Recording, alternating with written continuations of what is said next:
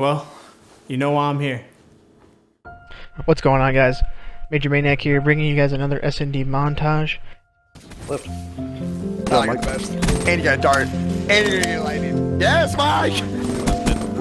Ah, we still got it, baby! It's crazy looking back now, seeing how far I've came.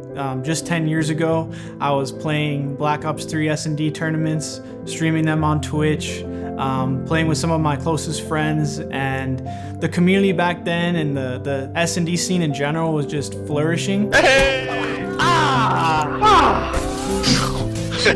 He's in here! I got two. Last kid's middle, last kid's middle! Let's go. Prime Pepsi Mike, as everyone would call it, was just... Prime time Mike, buddy! It was a different time period, and now we're at this stage where the CDL and there's so much money involved, but the days where gaming was really just for the pride and for being the best Yeah, there he is, good night! is really where it all started for me. I told you I was fucking 1v3 in that shit! It was never my dream to go pro. I was just playing the game strictly for passion. And that was seen through my S&D streams, through me playing tournaments with some of my closest friends. It was never in my mind, Major Maniac's gonna play professional Call of Duty. I was just playing, honestly, for the love of the game and my favorite game mode, Search and Destroy. Finishing out that year, I played some of the biggest names, some that were actually on pro teams, and that kind of gave me insight to where, like, if I want to take competitive to the next step, it is by going pro. And then IW released. That was a game that I didn't really like, so I didn't put much time into it. But once I saw the growth and how much support the ecosystem was getting, Optic winning champs that year, I knew that in World War II, this would be my first time trying to compete on LAN. I was teaming with a bunch of S&D teammates, Teddy Rex, Ramby, Mutex. Those first couple events were actually pretty shaky. Being able to scrim like top amateurs at the time, you realize how kind of far behind you are. Oh, I should be rotating at this time. I started picking up like the basic fundamentals. I felt like pretty quickly compared to the rest of my teammates. Got nothing but love for them, but I knew like to get to that next level, I had to step out of my comfort zone and kind of explore teaming with, you know, a lot of, at the time, variant players. It was very difficult for me to get on a team for anyone to give me a chance, but I got my first chance playing with Mox, Proto, and Spoof, and we attended Anaheim together. That was my first like eye-opening experience of like being able to play with people that I felt like I was at their skill level and they could teach me things. I was very excited just about the experience to just take those steps. You know, my vision was to just keep climbing the ladder and get to where I want to be. And that goal was, I was always just S&D star, and I know that I belong on the main stage competing with the best. And we attended the LCQ, the Champs LCQ, and we qualified. Going into that tournament, no one expected us to get out of that group at all. They said, oh... I don't think they've got quite enough. Maybe they can beat EG, but there's no way they're getting past Optic, I don't think. Major Maniac and S&D style kind of guy. You know, we're the underdogs. I felt like the odds were already against us, so there's no pressure. And I loved trying to prove people wrong, always have. And going into that tournament, we were the only team to beat EG. We lost to Optic 3-1, and then we beat Supremacy 3-0, which allowed us to move on to bracket play, which is something nowadays that just can't be done. Nobody from Luminosity is gonna be able to do anything. Team Elevate takes the first hard point. The nature of the scene with how the CDL operates, a challengers team can't make it to champs pool play and play against the top pro team. So that opportunity kind of has been stripped away from amateur teams and challengers teams now. But for me and for the rest of my teammates at the time, Mox, Proto, and Spacely, that opportunity was not taken lightly. Gotta show some love to Major Maniac, because especially early on, he was just streaking out, and he brought a lot of momentum to that team to kind of close out that map.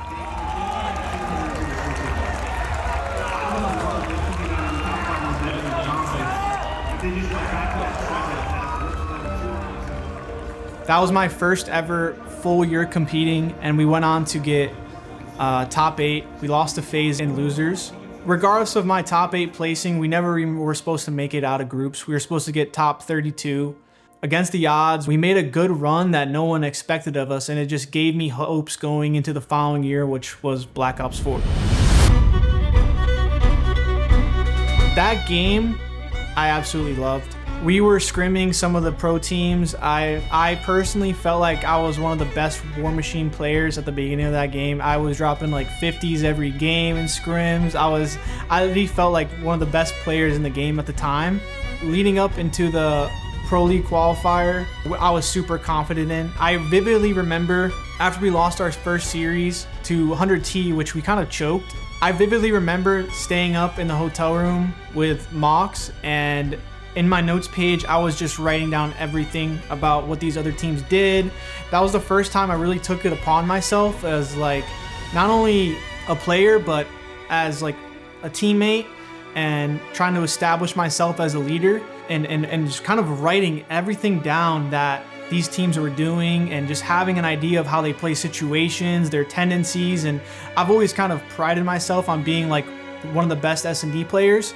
So kind of just knowing what other teams do and how to counter that, or what their sell is, I was able to just kind of just put that in my mind. And so when we played them, I just felt so confident. I felt like I could tell my teammates exactly what to do and they would trust me. And we made that qualification, and it was one of the best moments of my gaming career. I remember my dad was actually overseas on work. He was texting me along my journey and telling me how proud he was of me, and I would always tell myself bag mode, because I really wanted to make this happen for myself, to just take that next step. And since Black Ops 3 and watching these events, I knew that I could make this a reality, and to finally qualify for the Pro League, and then finally be in talks with professional organizations right after the event. And I flew to Los Angeles, and we talked to G2 and Gen.G, and we had to make our decision of like who we want to go with. It was really all my hard work is like kind of coming to fruition. And that's when the livelihood of this space became a true reality. For my parents, that's when it was really quite eye-opening for them, when, you know, the salary was coming in and tournament paychecks were coming in. And throughout that year, flying to Columbus, you know, staying in an apartment for the first time for a couple weeks at a time, and playing league matches, and it was just like a different time. Growing up in that era, I always cherish. That Gen.G team was one of my favorite teams to be a part of. I felt like we were never the most quote-unquote talented team, but our teamwork and the trust we had with each other, I think, was what made us so great. I feel like this is the most confident I've been with my teammates. Ever. I trust them so much. Wow. Fight, the trade still come through. Hardpoint still contested with 30 seconds left. This is gonna end. Here's 1, 2, 3 for Major Maniac. I called it. We're like like I was saying at the PLQ, we're like a family over here. Like Gen.G do it. They've been fighting all year for this moment. Because at the beginning of the game, I don't think he was clutching that, but Major Maniac has taught him some S&D along the. You guys had some. He got the kill. And Gen.G do it. You know, we came up short a couple times, a couple second places. Nobody there for Gen.G, and that's back to back. United have done it. We've got a new champ. We even went into champs. A lot of people predicting us to actually win that event, and just really fell short. And that was one of the most disappointing turnouts from a tournament in my career. Just, you know, everyone having such high expectations of us because of how the year has turned out, and just to show up to that event and just not do anywhere we should have, not perform at all. Didn't even make it out of the locker room is what I call it. Looking back on that year, just the experiences I had with my teammates, and I really wish we could have gotten that one win. You know, I felt like we were a great team, but it opened up doors for me, and that's what led into the MW19 year with Atlanta FaZe. The transition to the CDL format was something that I was really excited about. although I was pretty concerned about where I would end up, I knew that because of how good my year was and the player that I am, I was gonna land somewhere. That offseason was fairly quick for me. Crowder and Priesta actually reached out to me and they said they wanted to, you know, kind of build a team around myself, him, and Celium. They asked me who I wanted to play with, and the first person that came to mind was Simp, and Simp wanted to play with Abizi, and then that's just pretty much how it happened. I think we were the first signed team.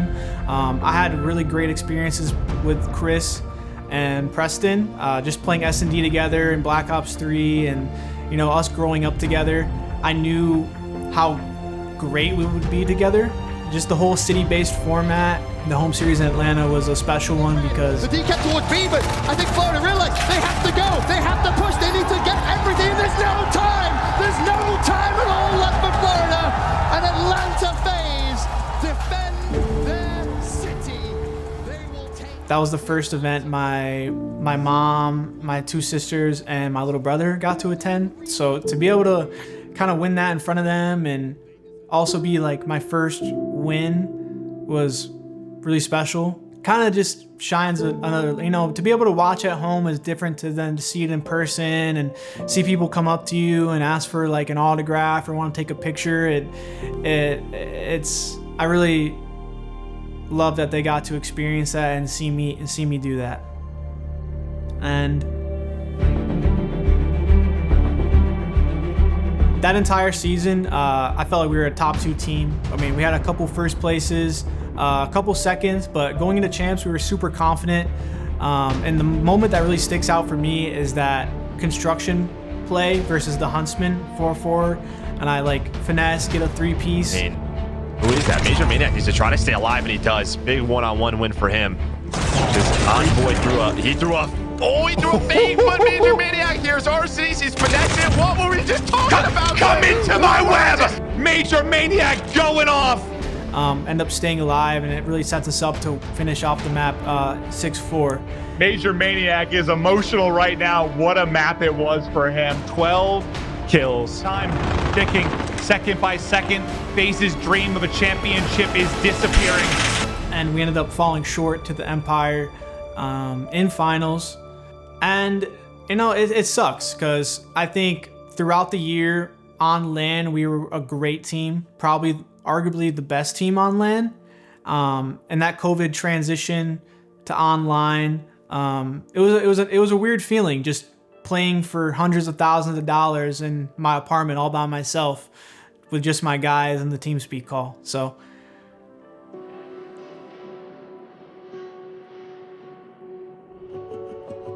that off season was a little difficult because I felt like our team didn't get to showcase the best of us because of online. And with the transition to 44, I knew changes were coming. Me and Preston were trying to play together, and Attach and Accuracy were trying to play together. Although I was really upset when I got benched initially towards the beginning of the year, I knew that I'd get my shot again. I dropped back down to challengers. I didn't pay it no mind. I grinded, and I proved my worth. And I think that showcases in what I brought to the team as soon as I came back. We came into Major 4. We didn't do as good as I had hoped. But I knew with more practice, more repetition, that going into that Major 5 was, I mean, it was a movie. It might have just gone out the window. Ultra break into courtyard. The glimmer is gone. The hope is shattered. The dreams of Rocker and their fans, you feel slipping away. We really had a good dynamic going, and we had that trust with one another. And I feel like that really showed those last 2 events. Time is dwindling. There's the angle. Cleanups wins one. Attack finishes it. It is done. The greatest comeback in the history of Call of Duty esports. It's the That event win, I will never forget, just because we played the best competition, the fashion that we won it, and I never lost faith. Yo, first ever best of 9 reverse sweep. Wise man once said, Never chalk. never And chalk. I kept saying, like, I'm gonna blow the roof off this joint because I could feel the energy growing in the building. I'll try.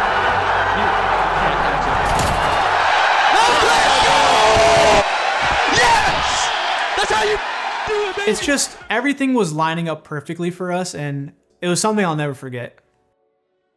The Vanguard year starts up, and I re-signed with Minnesota, and we stick with the same team just because of our end of the year success. Kind of bring that momentum into the new game, and I feel like this is kind of where my career took a shift, you know? After a couple match losses and frustration builds, and we kind of lose faith in one another, and I was eventually benched again. And no matter what you're going through in your personal life, you still got to show up every day for practice. You still got to show up for scrims. You still got to show up for matches, and you got to act like everything's okay. You still got to do your best. And you never really know what someone is going through and the challenges that they're facing outside of the game, from the outside looking in. And that year was really difficult for me. Coming off a great season in Cold War, and I wasn't playing my best. I felt like I was still being a great teammate. I was showing up, I was punctual, but it was difficult. And ladies and gentlemen, second best of 5 about to start. Again, I dropped back into Challengers, and I did it all over again. I went in that cycle where I attended the Toronto event in Challengers with Neptune, Brack, and Turiel, and we won. Themselves up. Can you get the eliminations? Mohawk for the opener. Neptune resource body. Brack. He gets 4. He gets all 4. A team. And it's just that feeling of resilience where the odds are against me, but it doesn't matter because we win that event, and then I think maybe I'll get put back in the starting lineup, but then I get an offer from Florida. So I took that opportunity, I ran with it. Florida versus Minnesota, Rocker? And we had such an important group match against them, against my old team. New players to work with. If you're Rocker, they've got to get onto the point. They've got to get onto the point, but they will not, and Florida will clutch it up in the round 5. And I dropped like a 1.4 complete takeover, and it was just kind of like a grudge match. Like, I felt like I was given kind of the short end of the stick. I wanted them to let them know how great I am, and that's what I did.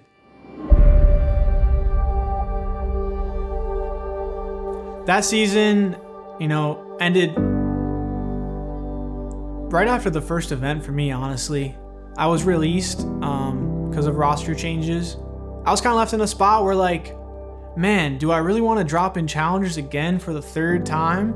Like, I've continuously proved myself. I've joined these Challenger teams. I've won events.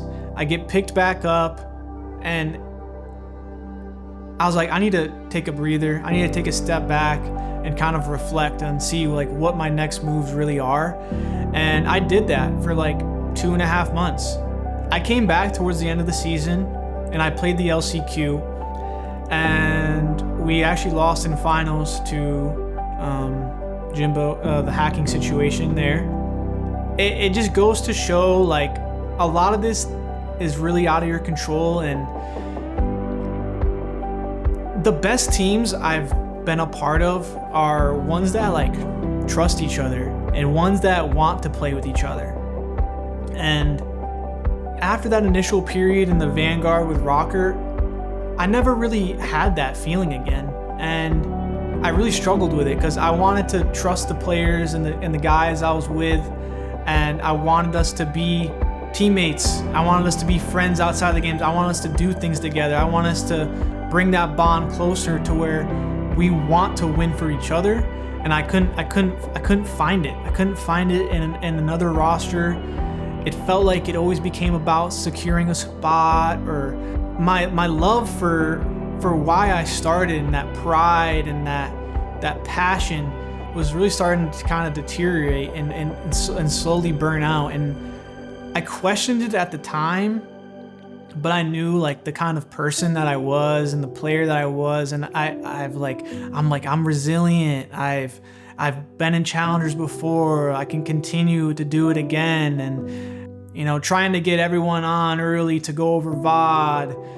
I'm the only one sitting in TeamSpeak, so I'm like, why am I rushing my morning? I'm here, I'm present, I'm trying to watch something. So then it became like, now I'm starting to care less.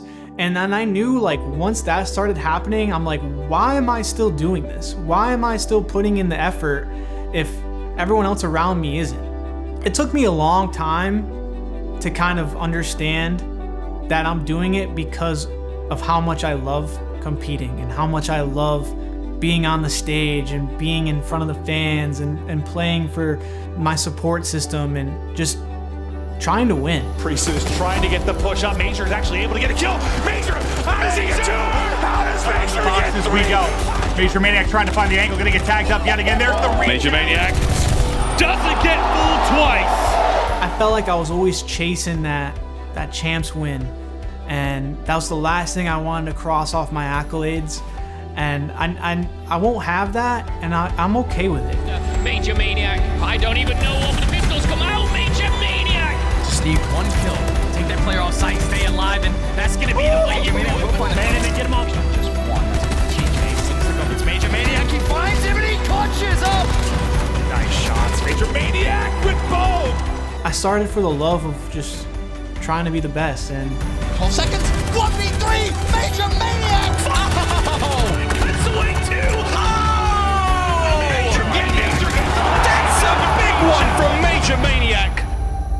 it became like, maybe it's time to step away. Maybe it's time to retire. I've done everything that I've wanted to do. I've accomplished so much. I've traveled the world. I've experienced things that I never thought I would. I have friends and people that I'll know forever. And the game that I once loved, I will always love. And it's changed my life. And I'm not stepping away because I don't think I can still compete. I know I can compete with the best. I know that if you put me on the stage, Major Maniac's I'm gonna do my thing. I'm just tired of the cycle. And I don't want to put myself through that again. And it's not fair to me to continue to do that. You know, there's a next chapter for Major Maniac. This isn't the end. I want to say I appreciate everyone that's, you know, supported me on this journey. This decision hasn't come easy. Like, it's something I've been thinking about for a long time. Like, even before I had filmed this video, they were giving me every way out. They were like, if anyone who wants to deplane, you can. I'd never even heard someone say that, like, on the plane before. And it's like, it's like asking me, like, nah, don't do it. But I know in my heart, I'm finished. I'm done playing. And everyone that's supported me on this path, supported me on this journey, thank you so much. You've changed my life. And this isn't the end for Major Maniac. And I hope you guys support me with what comes next. Oh, and remember, it's never chopped.